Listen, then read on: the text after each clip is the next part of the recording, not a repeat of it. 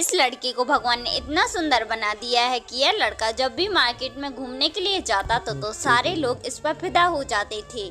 इस वजह से ये लड़का नहीं चाहता था कि मेरा चेहरा कोई देखे, इसलिए यह अपने चेहरे पर कई तरह की लेयर लगाकर चलता था। लेकिन दोस्तों आओ आज अपन इसका चेहरा साफ करके देखते हैं आखिर इतना सुंदर लड़का कौन है। दोस्तों ये आखिरी लेयर है, लेकिन इसके चेहरे को देखने से पहले एक तरफ है माँ बाप और दूसरी तरफ है पैसा, तो आप किसको पसंद करोगे? माँ बाप को पसंद करने वाले इस वीडियो को लाइक और चैनल को सब्सक्राइब कर देना। आप लोग जैसे ही इस तरह से लाइक और सब्सक्राइब करके रिमिक्स वाले बटन पर क्लिक करके यूज दिस साउंड पर जैसे ही क्लिक करोगे तो ऐसा मैजिक होगा। अगर एक बार में नहीं होता है तो दोबारा ध्यान से देखकर ट्राई करो, पक्का हो जाएगा। तो दोस्तों ये रहा उस लड़के का चेहरा। अगर अच्छा लगा हो तो लाइक